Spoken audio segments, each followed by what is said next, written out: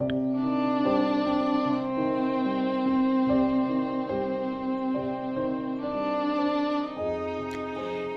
lived an old man and an old woman in a village. The old man's family consisted of just three members: the old man and their only son, Buddhiya. They did not have much property. Their family survived by working daily at other people's homes. The old man was growing older day by day. Working was becoming a pain.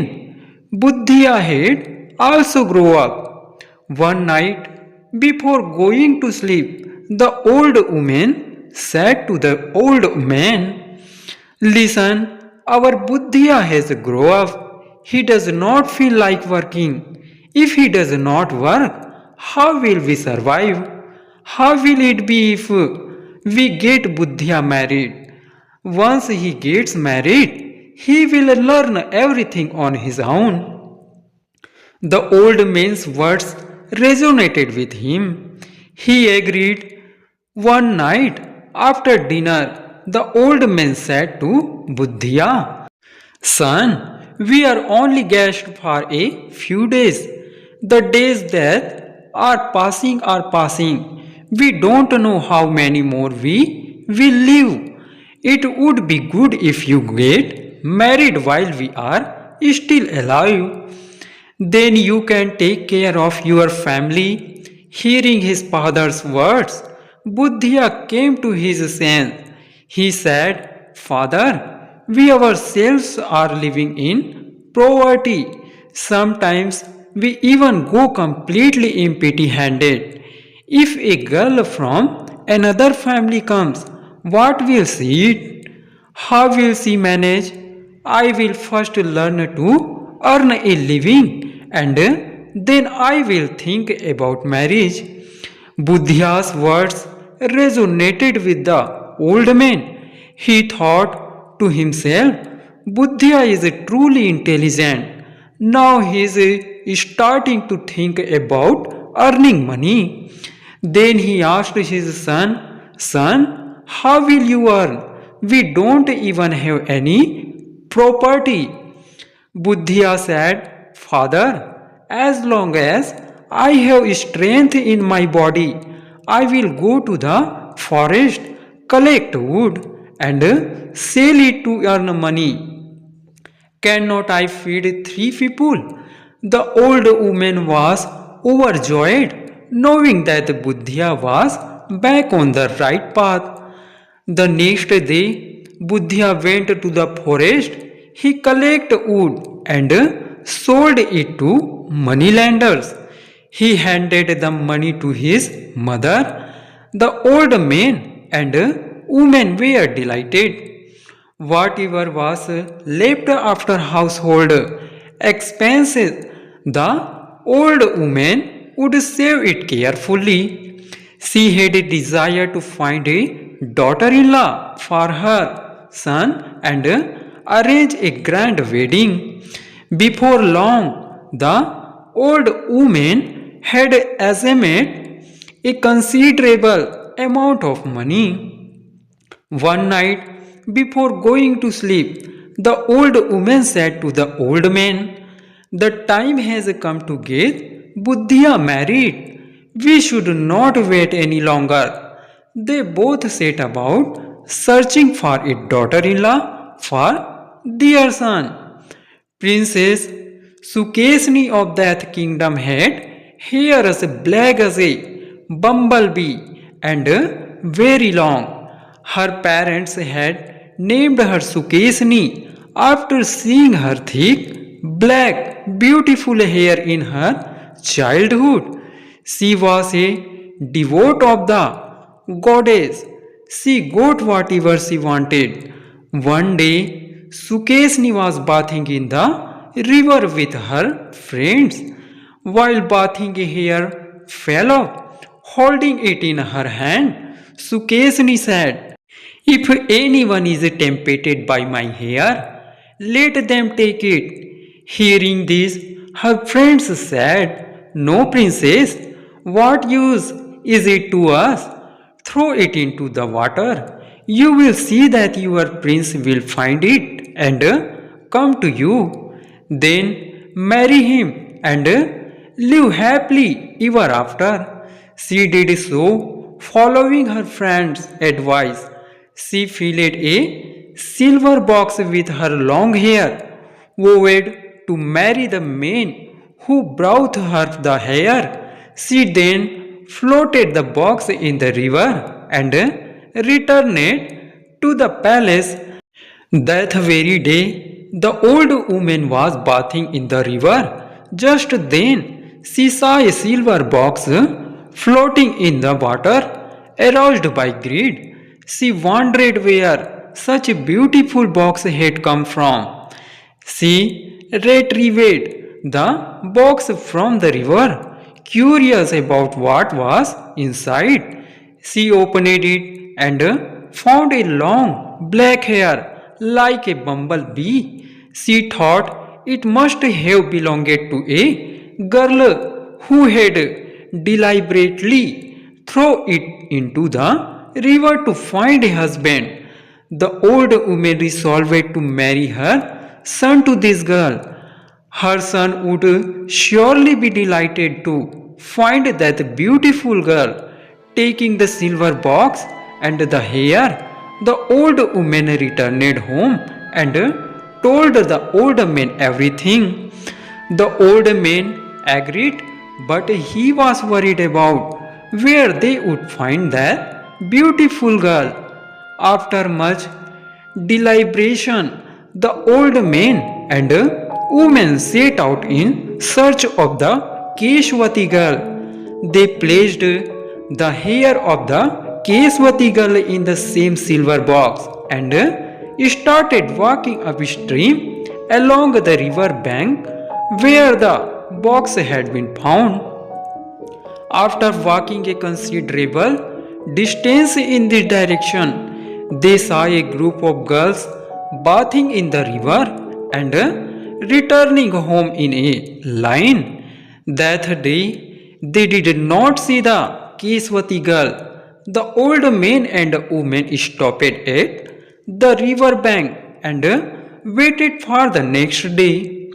The next day, Princess Keswati came to the same ghat with her friends to bath.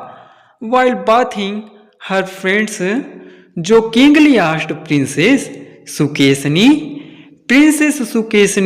where is your prince?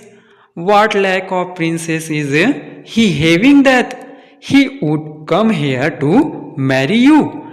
Taking your hair, the princess said, just be patient. My prince will definitely come. I will wait until he does. The old man and woman overheard this. They thought that among those girls was the girl Keshwati. They would somehow meet her and tell her that they would take her as their daughter-in-law. Meanwhile, the old man thought of a solution and sat down, stretching his legs, blocking the way along the route the girl would take back home. Princess Sukeshni and her friends bathed and began returning home the same way. When they reached the old man, he opened a silver box, took out the long hair, and said, Girls, whoever this hair belongs to will marry my son. If that girl is one of you, she will surely stop over my feet and pay my respects. Even if the other girls step over my feet, I will not. All the friends stepped past the old man's feet and laughed. But Princess Sukesni, honoring his words, pushed the old man's feet aside with her own hands in respect and said politely, Father, this long hair is mine. I promise to marry your son. I am a princess. My name is Sukesni. Whether your son is poor or foolish, I will marry him. No one can erase the line of my destiny. Please propose marriage to my father. The old man and woman were astonished to learn that the girl was a princess. Fear gripped their hearts. Finally, they decided to discuss the matter further and then approached the king with a proposal. They then returned home. When the king overheard the whispers among the friends, he summoned the princess in inquire about the truth. The princess confided in her father and insisted that she would marry the boy. The king was in a great trouble. He sent messengers to find out who the boy was, where he lived, and what he did. He waited for them. The king's messengers immediately went to the boy's village, collected all the information about him, and told the king that the boy was a woodcutter. He was supporting his elderly parents by selling wood. It would be a disgrace for the king to have a relationship there. The king tried to reason with his daughter with a heavy heart, but she remained adamant. She said that if she did not marry the boy, she would be a liar. People would call her a liar. The king knew very well that the princess was very religious and truthful, so he did not interfere with her wishes. But marrying her to a woodcutter would be humiliating for him. Thinking this, he threw Princess Sukesni out of the palace. The princess left the palace and went straight to the boy's house. Seeing her in laws there, she asked about the boy. The old man said, "My son is a woodcutter. How will the family survive if he does not collect wood every day? That's why he has gone to the nearby forest. If you want to go there, go and see. He must be cutting wood there." Hearing this, the princess went into the forest, following the sound of chopping wood. She reached the spot and saw her husband. Buddhiya seeing him, the princess joyfully rushed forward to embrace him.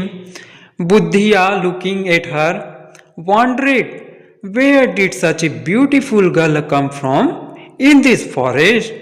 She must be a spirit. Thinking this, he suddenly began hitting her with a wooden plank. No matter how much the princess introduced herself and tried to reason with him, he would not listen. Then, weeping, she returned to her in-laws. After narrating how their son and beaten her, she left to return to her father's house. At that very moment, Buddhiya returned home from the forest carrying a stick, following Princess Sukesni.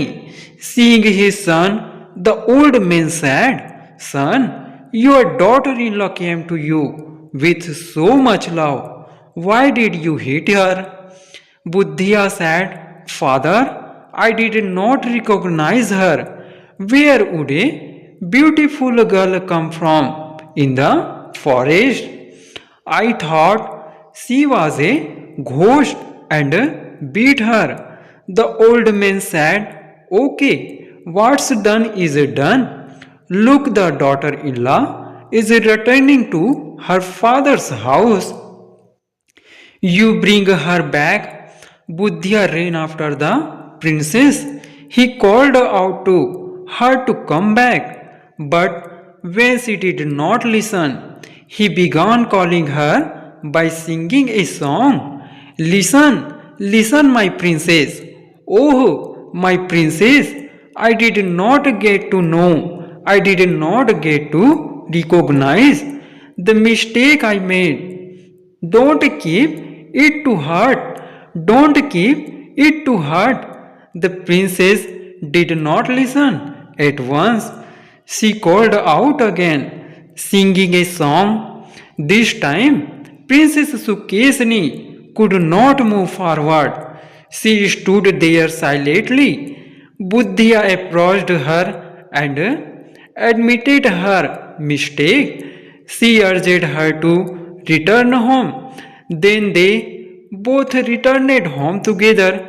The princess Sukesni said, "Go and pick up the bundle of wood from where you left it, and then we will go sell it." Buddhya, the old woodcutter's son, returned the same bundle of wood lie where he had thrown it. Its color had changed when he went to pick it up. It seemed to have gained weight. Buddhya was astonished by all this. He carried the bundle on his shoulder and returned home. He threw it in the veranda and went inside. When his wife Sukesni saw the bundle, she said, "Bring it inside first." Buddhya said, "I will sell it and get money for the household expenses." Sukesni said, "No, no, don't sell it. First bring that bundle inside the house. Now it's not wood, it's a bundle of gold bars. You would not have to go to the forest to cut wood anymore." The old man, the old woman, and Buddhya were all astonished.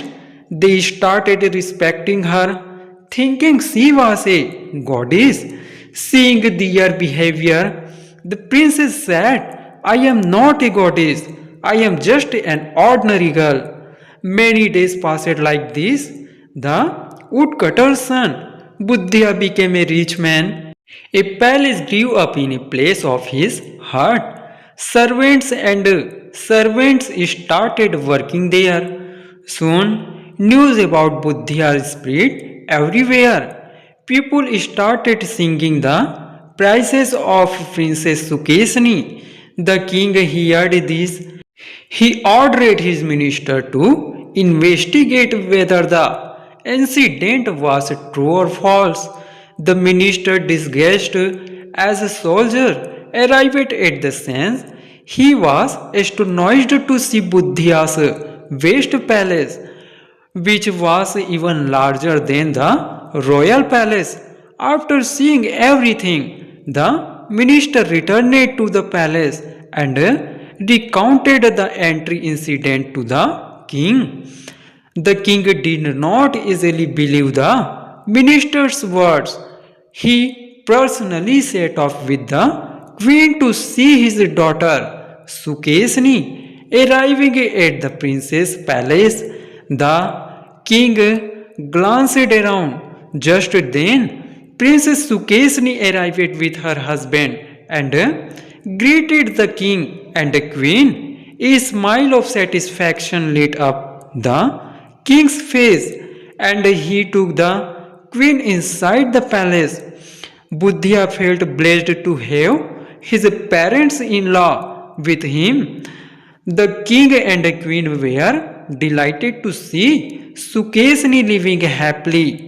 They blessed their daughter and son-in-law and returned to their palace.